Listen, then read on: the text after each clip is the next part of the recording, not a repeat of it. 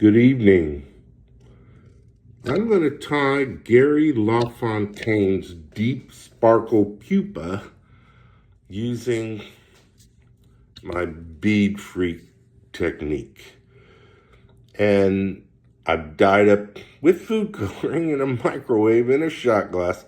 I've dyed up half a dozen of these, and I'm actually just salvaging old flies, taking beads off. It's really easy to make these things with a nail nut.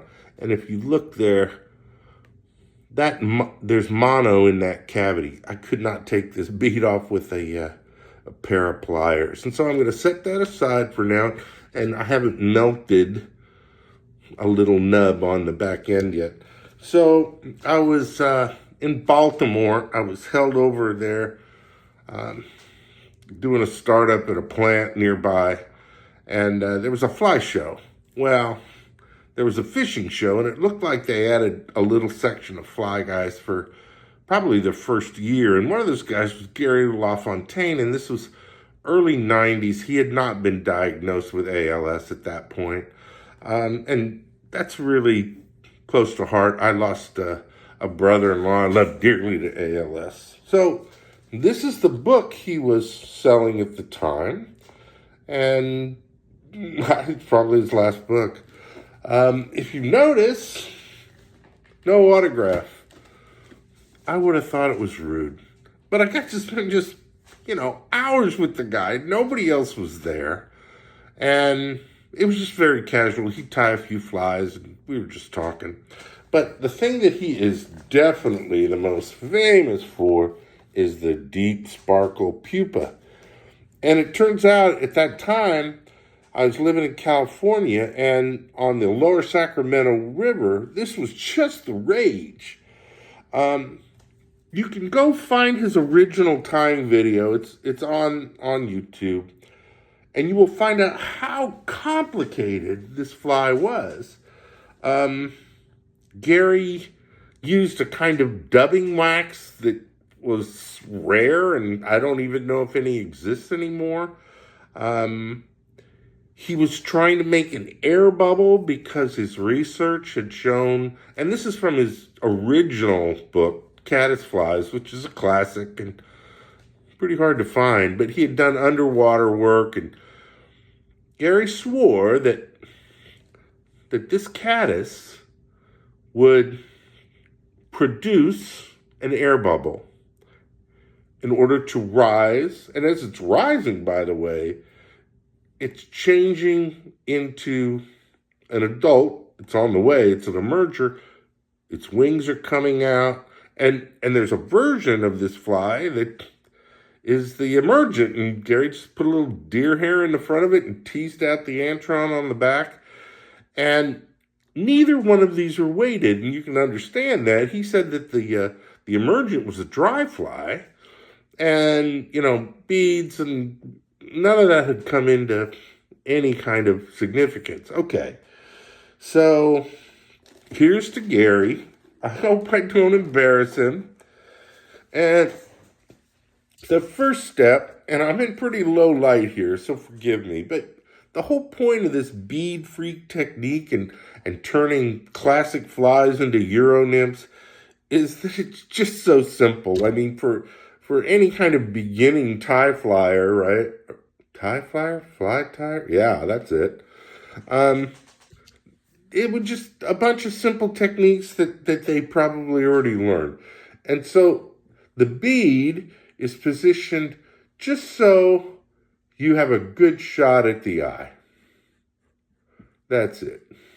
And you'll wrap down it. And see, I had a pair of English pliers on this when I melted it. So I've got that much of a gap to tie this in. That's why it's so simple. But you come down here to the bottom of where that body is. You can see that body sticking up now. And you have to anchor it. So I usually come back to the bead and go around here 4 or 5 times. And that will really secure that bead because it's wrapped in 2 different directions. Now, you could put a little super glue on it at this point. Now, I haven't tied this before, really.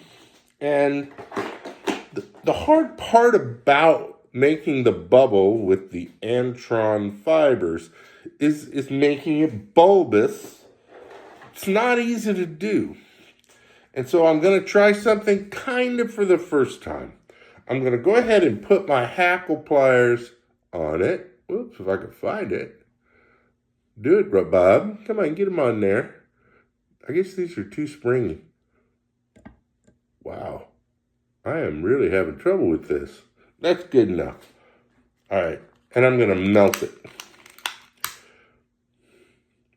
And that's going to form a little nub.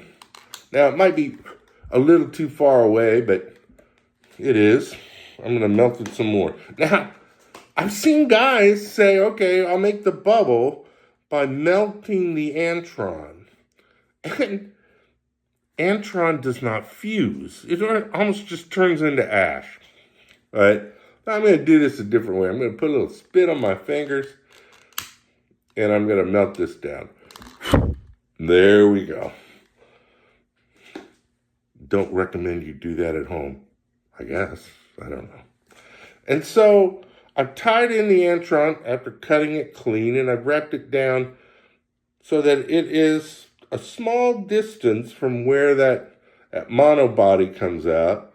And I'm just going to stroke it up and put it on the tip of that little nub and tie it in and hope for the best. There we go. That's not too bad for starters. And you have plenty of opportunity at this point, right, to pull this in just a little bit. Now, in that time, I'll show you. Let's see. I've created the bulbous body, and I've used a green monobody to highlight the fact that that's where it is. So I won't even, whoops. Boy, I set you down. I won't even show you the finish of this fly because I'm just going to wrap some peacock in here. Now, Gary's original, again, no bead or nothing, he would have you dub the head, but there's really no point in dubbing the head if the bead is the head. So simple. I hope I did justice to Gary. It feels a little like cheating, but I'm converting classic flies into Euro nymphs. This is a 2.4 millimeter tungsten bead on a size 16 hook. I don't know these Euro guys, but this is an anchor fly. Maybe for a much lighter setup, but if I just melted that bead, didn't put the bead on, melted the nub, just like I showed you a minute ago, and put a little deer hair on it, it's the emergent. So, bye-bye.